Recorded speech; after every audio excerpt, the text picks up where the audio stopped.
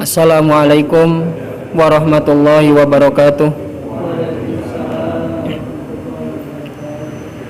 Alhamdulillah, alhamdulillahilladzi arsala rasulahu bil huda wa dinil haq liyudhhirahu ala dini kullihi wa kafa billahi syahida.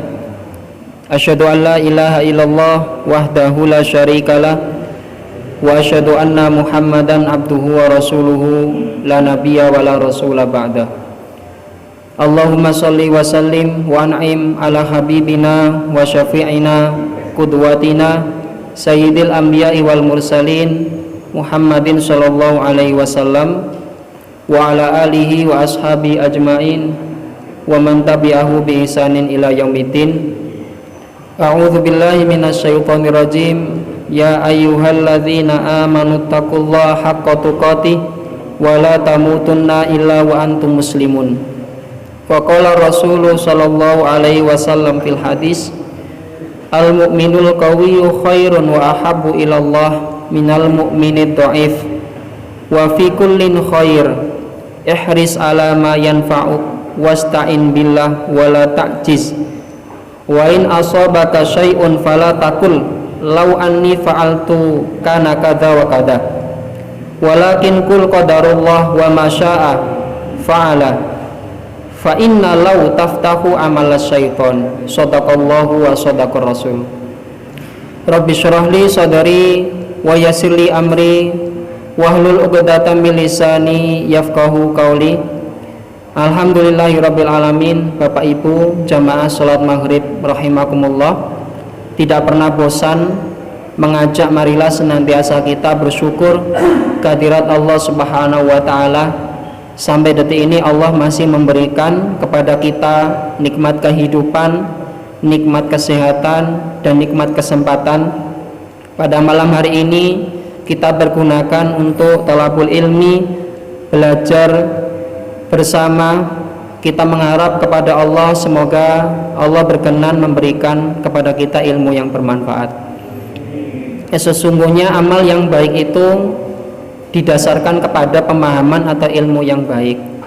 Maka mukmin yang amalnya baik, benar, ikhlas tentu lebih baik daripada mukmin yang amalnya salah, yang amalnya tidak sesuai tuntunan, yang amalnya tidak didasari oleh ilmu. Maka mukmin yang kuat itu lebih baik dan dicintai oleh Allah. Mukmin yang kuat artinya mukmin yang kuat dalam segalanya, ya kuat fisiknya, ya kuat ibadahnya, ya kuat hartanya dipergunakan untuk kebaikan, kuat motivasinya kepada Allah terutama. Rasulullah Shallallahu Alaihi Wasallam dalam satu hadis memotivasi kita agar menjadi mukmin yang kuat atau mukmin yang lebih baik. Al mu'minul qawiyyu khairun wa ahabbu ilallah minal mu'minid dha'if. Sesungguhnya mukmin yang kuat itu adalah lebih baik. Jadi kalau kamu punya teman mukmin yang kuat ilmunya, kuat ibadahnya, kuat doanya, kuat amalnya, kuat hartanya dipergunakan untuk kebaikan, itu lebih baik. Kamu akan mendapatkan banyak kebaikan. Di sisi Allah, mukmin yang seperti ini juga derajatnya tinggi. Minal mu'minid dhaif, daripada mukmin yang lemah dari segala sisinya. Tentu kalau orang sudah beriman itu maka dia punya nilai kebaikan. Makanya Rasulullah katakan wa fi kullin khair. Baik mukmin yang kuat atau mukmin yang lemah ini sama-sama punya kebaikan. Tapi kalau mau memilih, kan Nabi dalam rangka memotivasi, jadilah mukmin yang kuat. Apa caranya?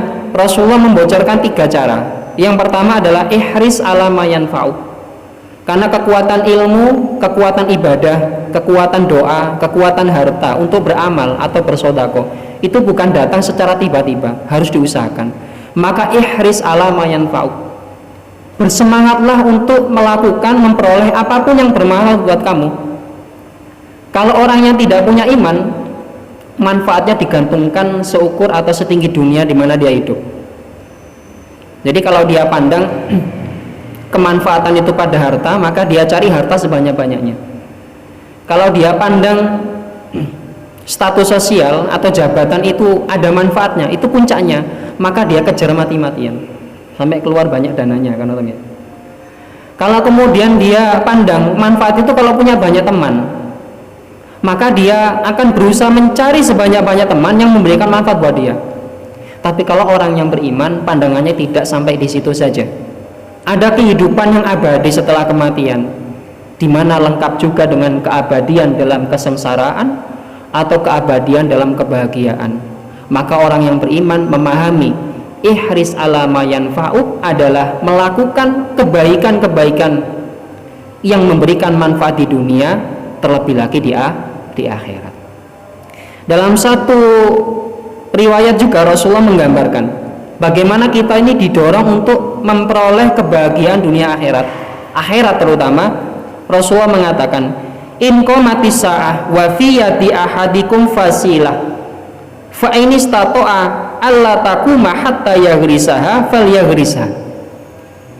In qamatis sa'ah, jika seandainya kamu tahu hari kiamat akan terjadi besok atau 1 jam kemudian setelah ini umpama, wa fi yadi ahadikum fasilah, sedangkan di tangan kamu itu ada fasilah, tunas daripada pohon, mungkin pohon yang menghasilkan buah atau mungkin pohon yang diambil manfaat dari rindang daunnya. Fa in istata'a alla taquma hatta yaghrisaha, jika seandainya kamu punya perhitungan waktu, cukup waktu untuk kamu menanam, cukup kamu waktu punya untuk menggali tanah itu, kamu taruh itu bibit, atau kamu punya cukup waktu untuk membawa bibit itu ke kebun, walaupun belum sampai nanam di kebun, kiamatnya terjadi duluan. Falyaghrisha, maka Rasulullah katakan tanam, bawa ke kebun, walaupun belum sempat kamu tanam. Artinya apa? Orang mukmin itu memang terkejar waktu, nih. Dirinya yang mengejarkan diri ya. Jadi dia anggap dia punya target. Ya kalau kemudian umur saya masih panjang setelah ini, ya kalau kemudian sebelum saya beranjak kiamat nggak datang ya. Yang itu kemudian membuat dia termotivasi melakukan amal kebaikan, andai perhitungannya pun tidak nyampe, tetap dia tanam. Kenapa? Karena Allah sudah menegaskan Allah itu hanya melihat usaha, tidak melihat kepada hasil. Urusan tunas ditanam sekarang, besok kiamat kan pasti nggak buah, Pak. Ditanam sekarang, besok aja belum tentu tumbuh, gitu. Allah tidak melihat hasilnya, tapi lakukan, ya, tanam saja. Allah melihat usahanya. Ihris ala ma yanfa'uk wasta'in billah. Tetapi kalau kamu melakukan kebaikan itu, senantiasalah engkau bersandar kepada pertolongan Allah. Kenapa? Karena orang yang beriman itu meyakini bahwasanya semua yang terjadi pada dirinya sudah, sedang, atau akan terjadi. Perbuatan yang dia lakukan sudah, sedang, atau akan dia lakukan, itu semua berada dalam ilmu pengetahuan Allah Subhanahu wa ta'ala. Maka apa yang dia lakukan tidak mungkin terwujud kecuali atas pertolongan Allah. Apa yang luput daripada rencananya itu tidak luput kecuali karena memang ketetapan Allah. Maka kepada Allah dia bergantung.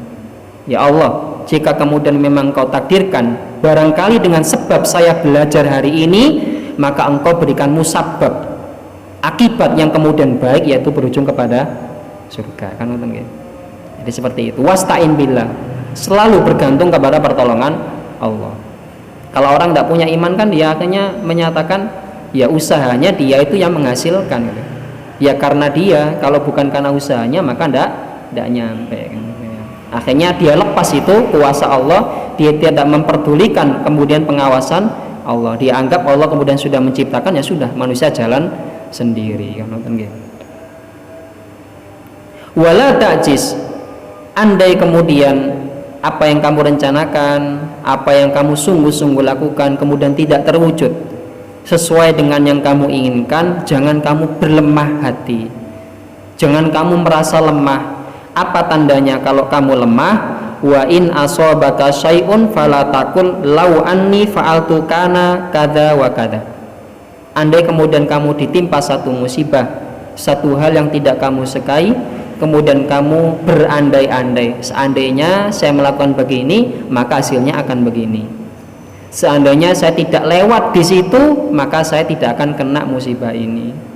Seandainya saya memberi si fulan, tentu saya akan dapat balasan ini, dan seterusnya. Andai-andai itu merubah sesuatu apa mboten? Tidak merubah. Andai-andai itu tidak merubah sesuatu. Sebanyak kita berandai-andai, maka sebanyak itu pula kita nanti akan berputus asa. Fa inna lau taftahu amala syaiton. Kalau kamu mengatakan andai, seandainya, itu jadi pintu syaitan masuk untuk kemudian merusak iman di dalam hatimu, ya kan? Jadi seperti itu. Akhirnya orang tidak yakin lagi kepada Allah, ragu kepada Allah. Ya. Ragu kepada Allah itu penyakit yang kalau tidak segera diobati, efeknya kemana-mana, Pak.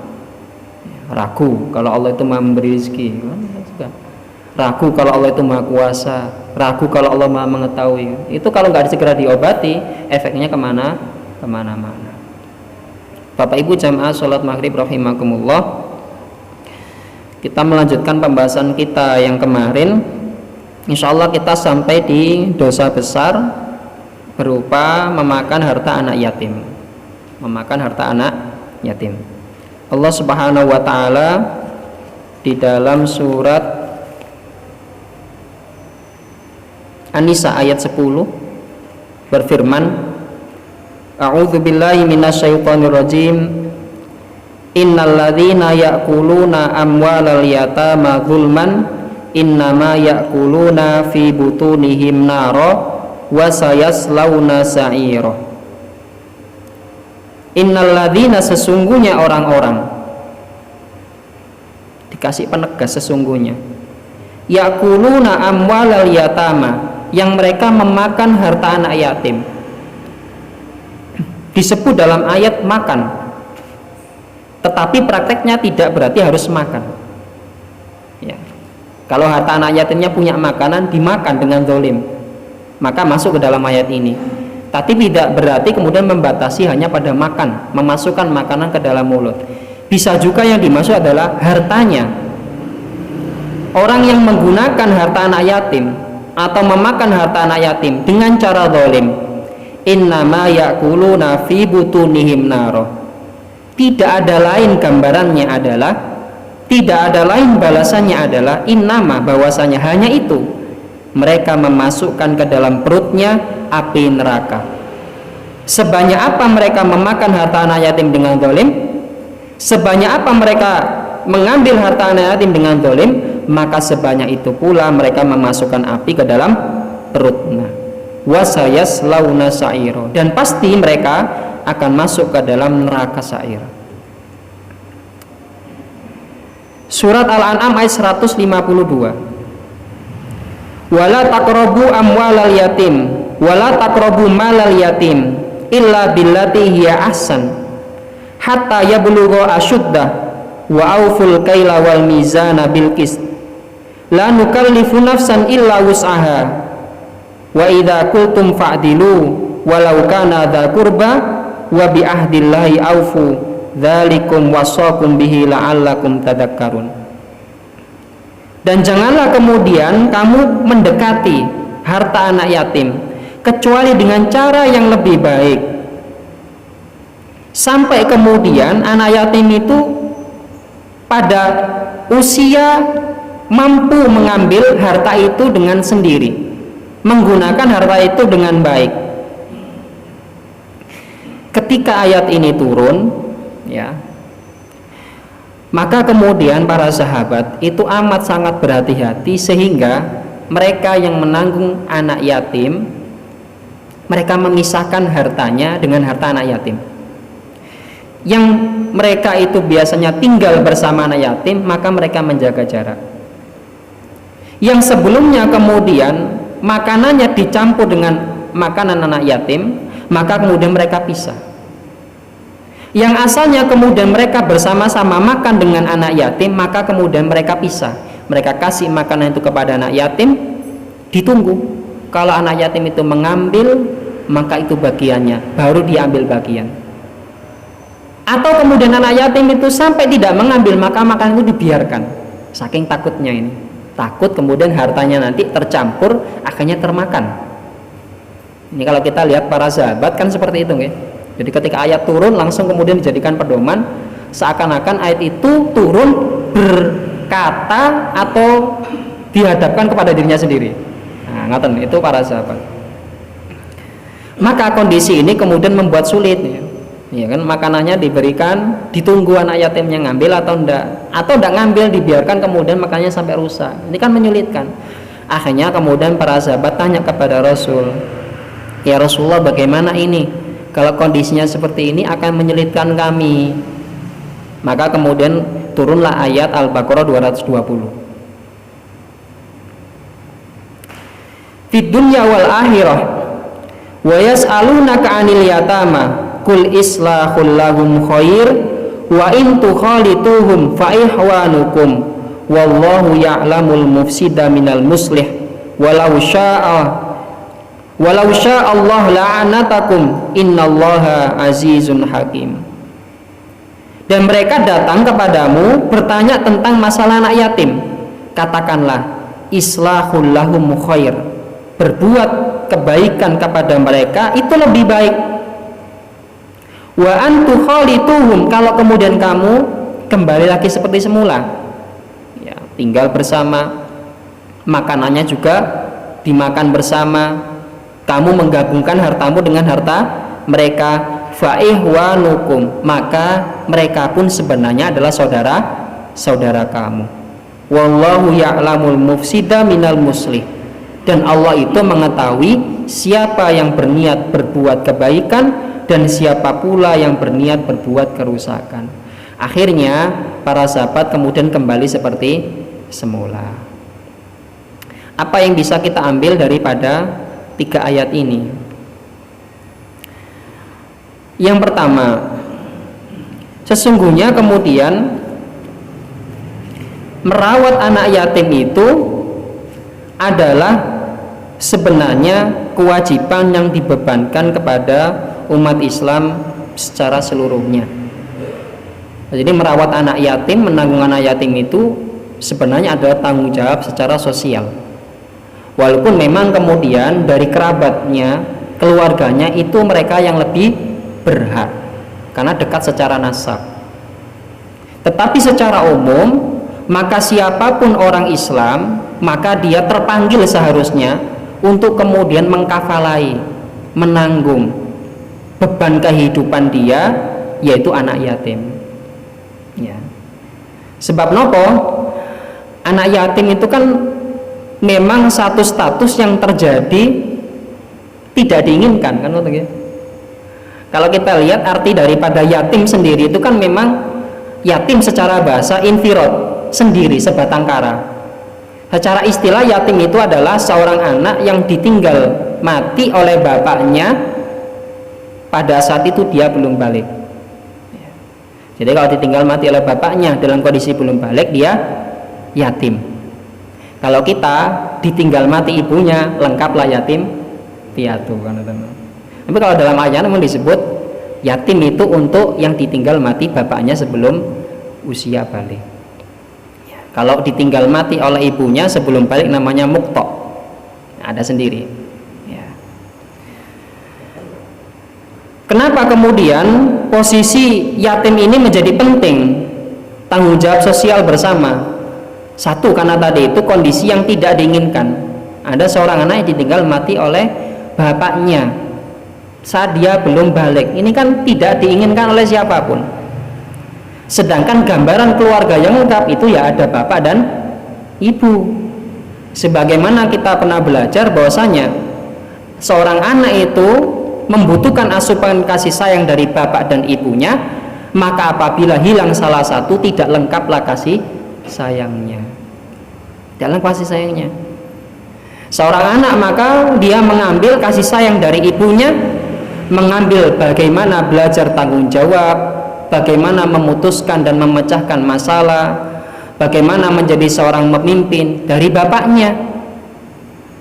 Sedangkan seorang hidup itu apabila nanti dia sudah dewasa, kemampuan untuk bertanggung jawab atas dirinya, menjadi pemimpin, memecahkan, memutuskan masalah itu sesuatu yang penting. Kalau dia kemudian tidak dapat dari bapaknya, dan itu sebelum balik, maka ini satu celah yang kosong ya. Makanya Islam itu mendorong jangan sampai kemudian ada anak yatim yang dibiarkan sendiri, harus ada yang mengisi celah itu, walaupun kemudian itu berupa paman ya, berupa kakek ya, sebagaimana Rasulullah ya, meninggal ya, tapi celah kekosongan itu diisi oleh kakeknya meninggal diisi oleh pamannya, karena sehingga kasih sayangnya walaupun tidak seperti orang tua tetapi tercukupi. Apa akibatnya kalau kemudian celah ini tidak ditutup?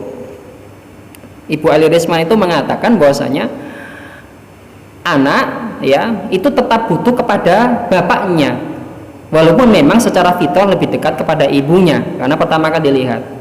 Tetapi kalau anak itu dia dapat kedekatan dari bapaknya ya, tidak dapat kedekatan sentuhan dari bapaknya, kalau dia laki-laki maka dia berisiko akan mengalami gangguan secara sosial, jadinya bisa pemarah, jadinya bisa anak yang minder, jadinya bisa anak yang kemudian putus harapannya gitu. Apalagi kemudian ditambah nanti dia umpama yatimnya dari keluarga miskin, sehingga yang awalnya bapaknya ini nyupport untuk pendidikannya terputus pendidikannya. Nah, kalau orang sudah putus pendidikan beresiko masa depannya. Kalau kemudian anak ini putus dari bapaknya, sentuhan bapaknya tadi, ada kenakalan remaja di situ resikonya. Ada kemudian dia akan melakukan hubungan di luar nikah, itu juga resiko. Kalau kemudian terjadi pada anak perempuan, maka lebih cenderung besar kepada hubungan seks bebas. Itu menurut penelitiannya Ibu Eli Risman. Jadi memang ada banyak risiko di situ ketika ada anak yatim yang ditinggal oleh bapaknya saat dia usianya belum balik. Jadi Islam mendorong isi kekosongan itu. Ya memang kalau kemudian itu dari kerabat atau orang lain, tidak akan pernah bisa menggantikan posisi orang tua, tidak akan pernah. Tetapi minimal di situ nanti kebutuhannya tercukupi, kebutuhan dunia berupa pendidikannya, sandang pangan papannya, sehingga hidupnya bisa lancar dan selamat. Kemudian kehidupan akhirat apa? Ada yang menanamkan keimanan, ada yang menanamkan akhlak, ada yang menanamkan bagaimana harus berlaku di masyarakat. Itu penting, sehingga anak itu ketika ditinggal oleh orang tuanya, bapaknya terutama usia belum balik, dia tidak seperti anak yang kehilangan arah. Jadi seperti itu. Nah, saking pentingnya nih, saking pentingnya kalau kulon jenengan pirsani di dalam hadis itu Rasulullah mengatakan ana wa kafilul yatim hakada, gitu terus ya. Saya dan anak yatim hakada seperti dua ini. Jadi jari telunjuk dan jari tengah. Para ulama kemudian membahas ini. Nabi menyebutkan beliau bersama kafilul yatim seperti dua jari ini. Ya. Kenapa kok Nabi itu menyebut dirinya sendiri? Saya dan kemudian kafilul yatim seperti ini. Ini kan perumpamaan istimewa, bukan perkataan biasa. Kata seumpama kemudian Presiden Jokowi kemudian ketika berpidato kemudian mengatakan saya dan Humaidillah seperti ini. Lah saya ngomong tonggo dewe Pak, biasa Pak. Tetangga saya ngomong saya dan Humaidillah seperti ini, biasa. Wong biasanya nanya koncone cangkruan kan ngoten nggih. Tapi ada kemudian presiden yang ngomong saya dan Humaidillah seperti ini. Presiden jabatan tinggi, bukan geme-geme, kok mengatakan saya dan Humaidillah seperti ini. Berarti posisi saya kan penting, kan. Nah, kan ngoten. Maka kalau Nabi mengatakan ana dan saya itu seorang nabi, saya itu seorang rasul, seorang hamba yang paling baik, pemimpin para nabi dan rasul, wa kafilul yatim, dan kafirnya yatim, orang yang mengasuh menanggung anak yatim seperti ini, berarti posisi kafil yatim itu luar biasa tingginya. Pertanyaannya, apa mungkin kemudian kalau Nabi mengatakan saya dan kafir yatim seperti ini, berarti derajat surganya itu sejajar? Tentu saja mboten. Karena sebaik-baik derajat kesolehan seorang hamba tidak akan bisa menyamai derajatnya surganya para nabi. Para nabi dan rasul nggak bisa. Apa maksudnya? Berarti saya dan orang yang menanggung mengasuh anak yatim di surga seperti ini, artinya sudah pasti jaminan dia masuk surga. Ini wa ana wa kafil yatimi hakada. Jadi seperti ini. Dan cara Nabi kemudian menggambarkan kedekatan beliau dengan orang yang menanggung anak yatim dengan jari telunjuk dan jari tengah, itu menunjukkan bahwasanya jari tengah dan telunjuk itu kalau jauh ya hanya sekian, kalau dekat sudah pasti kan kalau jauh tidak ada di sela apapun, artinya sudah pasti dekat. Kalau dekat pasti, kalau jauh hanya sekian ya. Nah ini jenengan kan biasanya nggih, kalau pada bulan Ramadan biasanya kan orang kemudian berlomba nyedekai anak yatim kan, ngundang buka bersama dan seterusnya. Di tanggal 10 Muharram kemudian mereka bersedekah juga kan. Kenapa kok harus 10 Muharram? Memang wonten hadisnya. Jadi kalau kemudian seseorang itu tanggal 10 Muharram dia berbelas asih kepada anak yatim, dia ngelus rambutnya anak yatim, maka dia akan mendapatkan derajat kemuliaan sebanyak rambutnya anak yatim itu. Ya. Empun tanggal nggih, lek anak yatim ini nggak punya rambut. Niki gambaran mawon itu. Artinya derajatnya itu tinggi. Tapi tentu kemudian berbelas asih dengan anak yatim tidak hanya pada tanggal 10 Muharram saja, sepanjang waktu kalau bisa, ya sepanjang waktu. Nabi katakan, kalau kamu pingin hati kamu lembut, hati lembut, hati sing keras niku angel dinasihati. Hati yang keras itu nggak gampang tersentuh kalau dapat, nggak gampang. Kalau kamu pingin hatimu lembut, kan ya, maka usaplah kepala anak yatim. Maksudnya asuhlah anak yatim itu. Pertanyaannya, ngasuh anak sendiri dengan anak yatim niku sulit mana, Pak? Ngasuh anak yatim sulit apa betul? Sulit, makanya tanya di situ kan. Jadi selain kita itu kemudian nanggung secara nafkah juga, tetapi kita juga harus membentuk kepribadiannya. Gimana jadi anak itu anak yang soleh kan, nonton gitu. Andai dia kemudian tidak pernah ketemu bapaknya karena memang ditinggal sebelum dia balik, dia tidak ingat, maka kita berposisi sebagai bapaknya, maksudnya yang menanggung nafkahnya, maka kita ceritakan ya, bagaimana bapaknya itu orang yang baik, sehingga nanti dia tetap sambung kepada bapaknya, jadilah dia mendoakan bapaknya dengan doa yang baik. Nah, ini kan jariah buat kita. Dan itu nggak bisa kalau kemudian kita nggak punya kedekatan secara emosional. Makanya kalau ngasuh anak yatim nggak hanya kemudian weruwe napa sekolah lancar, jajane lancar, gitu, boten ya. Ya, kafil yatim itu dua-duanya, fisiknya nggih diasuh, jiwanya juga diasuh. Ya. Keberhasilan panti ini kalau di panti asuhan, keberhasilan di panti asuhan itu ampun sampai kemudian hanya anak itu di panti asuhan diberikan makanan dan seterusnya, disupport ya, tetapi kemudian dia secara ruhaninya tidak disentuh ya.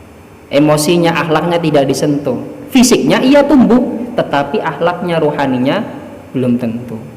Atau kemudian secara materi dia disupport sehingga tumbuh dia sehat, tetapi tidak dibekali oleh skill umpama, sehingga ketika dia keluar dia nggak punya kemampuan saged mandiri. Nah karena itu jadi dia bisa nih anak itu kemudian setelah keluar dia juga mandiri.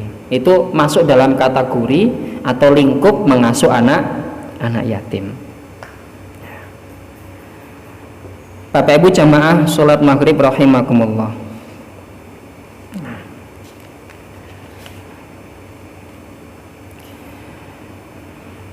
Lajeng ngeten. Andai kemudian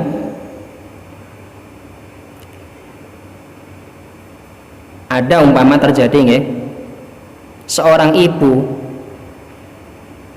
setelah menikah, suaminya kemudian meninggal, anaknya masih belum balik, suaminya meninggalkan harta, anak ini kan jadi anak yatim, ya? Ya, anak yatim. Jadi anak yatim ini kaya atau miskin, Pak? Kaya, ya? Empun ngantos kemudian di sini kita punya persepsi anak yatim itu mesti miskin. Karena Qur'annya di dalam surat An-Nisa tadi mengatakan innalladzina yakuluna amwalal yatama. Sesungguhnya orang-orang yang memakan harta anak yatim. Jadi di situ disebutkan anak yatim itu punya harta, punya dunia. Jadi anak yatim itu tidak selalu identik dengan kemiskinan. Ya, seorang laki-laki menikah dengan seorang perempuan, sugih, Pak. Baru dapat 1 bulan suaminya meninggal, hartanya ditinggal buahnya. Lu kan yatim, Pak, tapi kaya. Kembali ya tadi. Jadi ibu tadi itu ditinggalkan oleh suaminya. Maka dengan harta tinggalan daripada suami, istrinya berhak mendapat warisan, anaknya juga berhak mendapat warisan. Andai kemudian istri ini menikah ya, dengan suami kedua, maka harta yang dimiliki oleh anaknya ini tidak boleh digunakan. Diboleh, istrinya kemudian ibunya, harta ini tak bawa, tidak saya bagi dulu. Kenapa? Karena Qur'annya bilang jangan kamu dekati, jangan kamu kasih harta itu kepada anak yatim sampai anak yatim itu sudah sampai pada usia asyuddah, rusdanya. Artinya dia punya kemampuan mengelola. Karena kamu masih kecil, tak bawa. Tapi nanti harta ini tetap diamanai, jangan digunakan oleh ibunya. Kalau ibunya menikah, jangan ambil harta ini. Ya, jadi seperti itu. Ini juga masuk dalam kategori menjaga harta anak yatim. Ya. Karena sebab ada kasusnya juga, harta itu ketika kemudian anaknya sudah dewasa, tidak dikasih ke anaknya. Ya. Padahal anak itu berhak, itu hartanya anak yatim daripada bapaknya. Ya. Lalu sebagiannya ibu apa? Ya, bagian ibu itu adalah bagian harta yang ditinggalkan oleh suaminya. Ya, kalau suaminya meninggalkan anak, ya bagian istrinya 1/8. Kalau kemudian suaminya tidak meninggalkan anak, maka bagian istrinya 1/4. Ini jadi cukup. Harta anaknya jangan diambil, jangan digunakan. Begitu juga nanti dengan suami kedua pun tidak boleh mengambil harta itu. Ini termasuk daripada praktek menjaga harta anak yatim itu. Ini tidak boleh, Pak, mengambil. Kasih kalau nanti dia sudah mampu manajemen dengan hartanya sendiri. Ya. Kadang kemudian ada juga panti asuhan umpama. Panti asuhan itu ingin mandiri.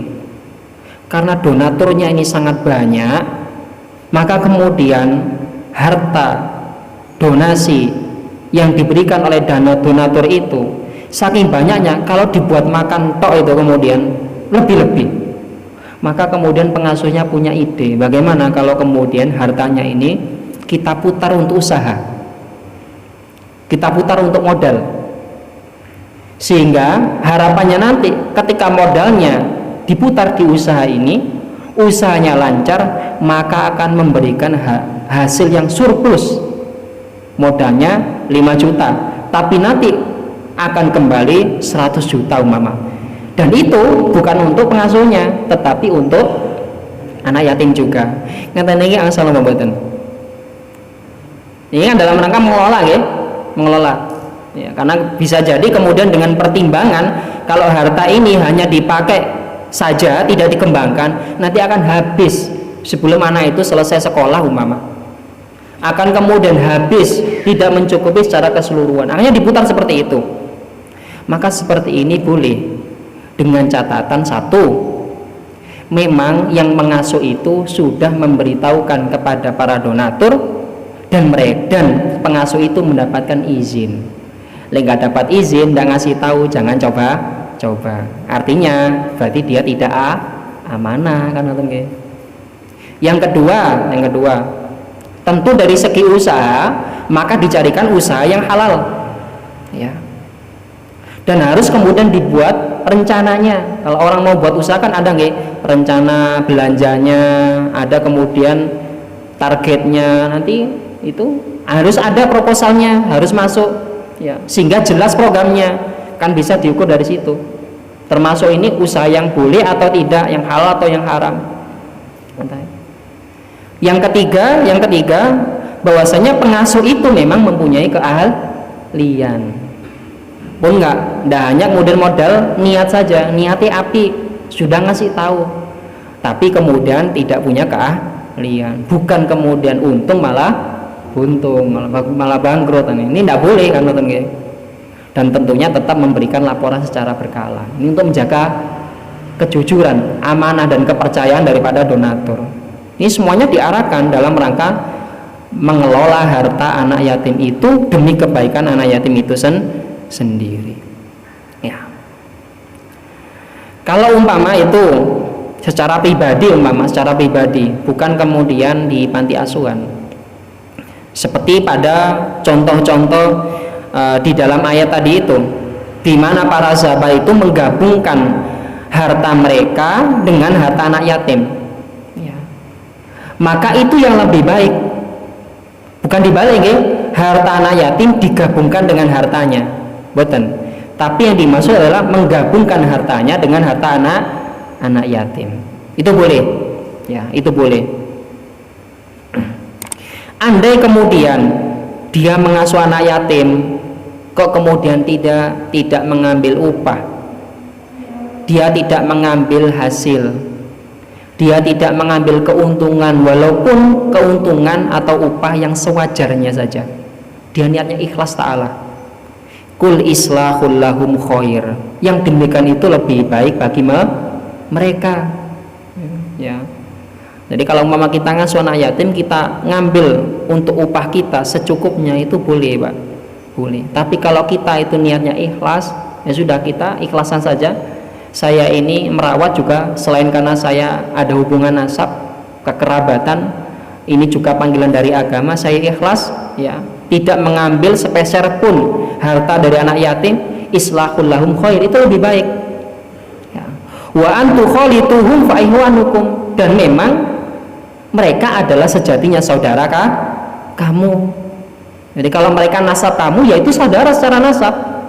Andai mereka bukan jalur nasab kamu juga, bukan kerabat kamu, mereka tetap saudara. Dari mana dikatakan saudara? Karena orang yang sudah berislam, orang yang sudah beriman, mereka itu saudara kita. Nah, saudara itu kan saling tolong menolong. Yang kuat nolong yang lemah, yang kaya nolong yang miskin, yang mampu mengkafalai anak yatim. Itu memang sudah selayaknya. Fa ikhwanukum, mereka memang saudara kamu. Wallahu ya'lamul mufsida minal muslih. Allah menegaskan lagi nih. Tapi hati-hati, Allah tahu loh siapa di antara kamu yang mungkin dohirnya nolong, tapi aslinya ngambil secara dolim. Itu Allah tahu. Andai kemudian kamu ngambil walaupun kecil saja, yakuluna fi butunihim naro, sama dengan memasukkan harta haram, memasukkan api neraka ke dalam perutnya. Pasti resiko, Pak. Di akhirat pasti, di dunia akan mendatangkan kesengsaraan itu kalau kita tidak amanah terhadap pengelolaan harta anak yatim. Ya. Sampai nanti usianya sudah balik. Ya.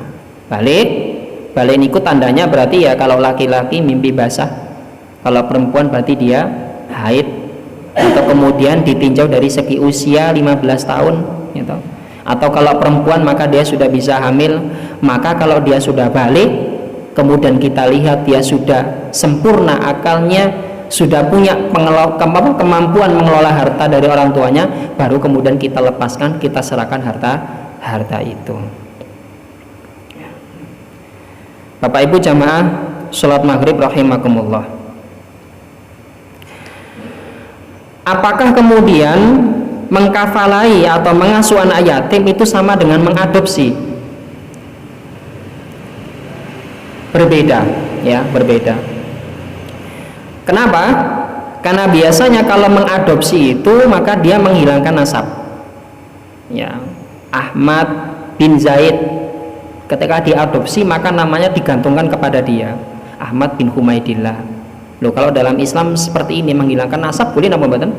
Tidak boleh. Tetap anak itu harus tahu siapa orang tuanya, tidak boleh dihapus nasabnya. Ini beda antara kafalah anak yatim dengan mengadopsi. Yang kedua, kalau mengadopsi kadang batasan-batasan secara mahram itu dianggap biasa. Jadi dianggap itu anaknya sendiri, maka kalau anaknya sendiri boleh melihat auratnya, maka ketika anak yatim itu dianggap anak sendiri juga boleh melihat auratnya. Padahal anak yatim walaupun diambil, diasuh, dikafalai, tetaplah dia sebagai orang lain, ya. Sehingga hukum auratnya tetap berlaku, mahramnya tetap berlaku. Ini kamu tidak boleh ini kamu tidak boleh lihat auratnya, yang ini kemudian boleh dinikahi, harus dikenalkan mahramnya, dikenalkan hukum auratnya, ya. Yang ketiga, biasanya kalau orang mengadopsi itu karena dianggap sebagai anaknya, maka kalau dia mati dia bisa mewariskan hartanya.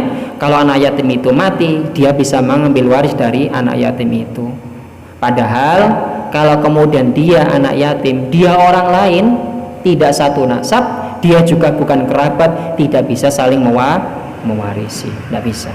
Jadi tetap hukumnya berbeda, tidak bisa disamakan, ya. Itu tentang mengasuh anak yatim. Kalau kemudian kembali kepada hadisnya, kita mengambil harta anak yatim dengan cara zalim, entah memakan atau menggunakan dengan cara zalim, maka itu termasuk dosa besar. Yang kedua yaitu wal firaru minaz zahfi, lari dari medan peperangan. Itu juga masuk dalam kategori dosa besar. Nanti jenengan saged pirsani di dalam surat Al-Anfal ayat 45. Allah Subhanahu wa taala berfirman, ya ayyuhalladzina amanu idza laqitum fi'atan fasbutu wadhkurullaha katsiran la'allakum tuflihun. Wahai orang-orang yang beriman, Allah menggunakan dua huruf panggilan, dikasih satu penegas, ha, ya, ai, dan ha. Artinya Allah memanggil orang yang beriman, panggilan yang paling baik, sekaligus agar orang beriman fokus kepada apa yang mau disampaikan oleh Allah. Apa itu? Idza laqitum fi'atan, seandainya kemudian kamu berada pada posisi berhadap-hadapan dengan pasukan musuh di medan peperangan, kamu berangkat dari rumah sudah siap dengan senjata, sudah siap secara strategi, sudah siap secara jumlah pasukan, kamu berangkat, kamu berhadap-hadapan fi'atan, dengan memang pasukan sudah siap tempur melawan kamu, tentunya ini melawan orang kafir, okay? Fathbutu wadhkurullah, maka tetaplah, bertahanlah dengan kesabaran, berjuanglah, jangan kamu lari ke belakang, jangan lari, ya. Karena kalau Allah perintahkan tetaplah, bertahanlah, otomatis dilarang untuk berlari ke belakang, ya.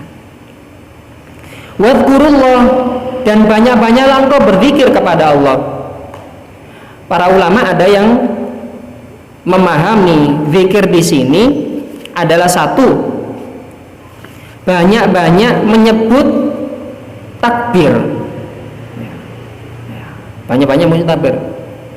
Jadi Allahu Akbar, Allah Maha Besar.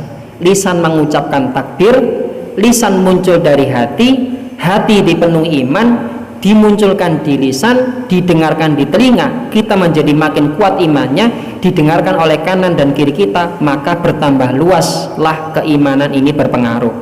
Itu pengaruh, Pak. Makanya jangan lihat kalau orang nonton bola nih, itu kan pasti ada yel-yelnya itu. Nggak pakai yel-yel juga nggak apa-apa, tapi yel-yel itu membuat semangatnya makin naik kan itu yel-yel. Nah kalau kemudian berjihad, maka kemudian perintah Allah adalah fadhkurullah, banyak berzikir, ingat kepada Allah, banyak ucapan takbir, karena itu berpengaruh positif, ya. Ada yang memahami fadkurullah ini adalah banyak-banyaklah mengingat janji Allah. Apa itu janji Allah? Janji Allah berupa kemenangan. Nanti jenengan saged pirsa nggih. Di dalam sebentar.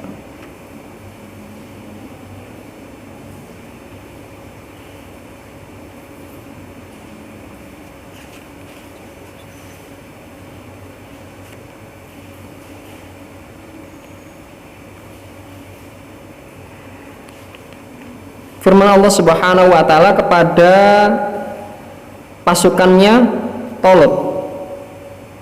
Ya. Surat Al-Baqarah 249. Kam min fi'atin qalilatin ghalabat fi'atan katsirah. Ya. Jadi Talut berangkat melawan Jalut. Awalnya diremehkan sama kaumnya. Talut itu orangnya miskin, ya toh. Tidak seperti kami orangnya kaya. Kalau jadi panglima ya harus terhormat dari orang kaya. Talut nggak pantas. Ya. Padahal Talut itu fisiknya kuat, ilmunya juga ada. Itu yang paling dibutuhkan. Harta ndak berpengaruh. Ketika sampai kemudian, ya ini Talut sudah ngasih bocoran. Nanti kamu diuji sama Allah. Apa itu? Kita nanti sampai di sungai. Nanti kalau kita sampai di sungai, kita sudah menempuh perjalanan jauh. Tentu kamu haus. Boleh minum, tapi hanya seciduk saja, jangan banyak-banyak. Jadi ujian dikasih soalnya, dikasih bocoran jawabannya, toh. Mestinya kan lulus nih. Tapi pasukannya ini memang ada yang imannya kuat, ada yang enggak. Ada yang sudah niat jihad, ada yang ogah-ogahan dari awal. Nah, yang ogah-ogahan tadi itu ketika sampai di sungai, mereka minum yang banyak. Sehingga kemudian mereka ketika diajak, la taqata lanal yaum, kami nggak punya kekuatan hari ini, kamu berangkat saja Talut gitu. Jadi pasukannya awalnya banyak, susut jadi sedikit. Orang yang beriman mengatakan terus berangkat, kam min fi'atin qalilatin ghalabat fi'atan katsirah. Berapa banyak contohnya golongan pasukannya sedikit bisa mengalahkan golongan yang banyak. Akhirnya menang kata dia. Maka fadkurullah artinya adalah tetap berjuang, tetap bersabar, jangan lari ke belakang. Ingat, pertolongan Allah itu pasti datang. Ada yang memahami fadkurullah ini adalah banyak-banyaklah kemudian kita ini berdoa kepada Allah. Karena perang itu berangkat bersama pasukan, itu usaha dunia, usaha akhirat, ikhtiar akhirat, itu perlu dengan doa. Ada banyak contoh doa yang diajarkan Rasulullah. Di antaranya Allahumma anta Rabbina, Allahumma anta Rabbuna wa Rabbuhum nawasina wa nawasihim biyadik faktulhum wahzihim. Ya Allah, Engkau Tuhan kami dan Tuhan mereka. Ubun-ubun kami dan ubun-ubun mereka berada di tangan Engkau. Maka ya Allah, perangilah mereka, kalahkan mereka. Jadi banyak berdoa. Ini ada yang memahami fadkurullah adalah seperti itu, banyak-banyak berdoa kepada Allah. Ya. La'allakum tuflihun. Kalau kemudian kamu tetap bertahan, kemudian kamu tetap mengingat kepada Allah, banyak berdoa kepada Allah, maka pasti kamu akan memperoleh keberuntungan, yaitu kemenangan. Ya, kalau kemudian kamu syahid, maka kamu akan mendapatkan balasan surga. Ayat ini menegaskan bahwasanya siapapun yang berperang fisabilillah sudah berhadapan, kok dia lari ke belakang, maka dia masuk dalam kategori dosa besar, haram, tidak boleh, Pak. Kecuali kalau kemudian nanti dia lari ke belakang, itu tujuannya adalah untuk bergabung kepada pasukan yang lebih besar, atau dia mundur untuk suatu siasat, atau dia mundur memang karena kondisi pasukannya tidak punya cukup kekuatan, maka ini boleh mundur. Ya. Tetapi kalau kemudian sudah panglimanya mengatakan maju berperang, ya, dari segi kemudian siasat ini sudah pas, kok kemudian kita larinya bukan karena siasat, tetapi karena takut, kok kemudian kita meninggal dunia. Nah ini Pak, tidak syahid, ini dosa besar. Ya. Itu diantara kemudian apa yang bisa kita bahas pada malam hari ini. Semoga ada manfaatnya, dan apabila ada kurang lebihnya semata dari kami pribadi sebagai manusia, segala kebaikan berasal dari Allah Subhanahu wa taala. Akhirul kalam, ihdinas siratal mustaqim. Wassalamualaikum warahmatullahi wabarakatuh.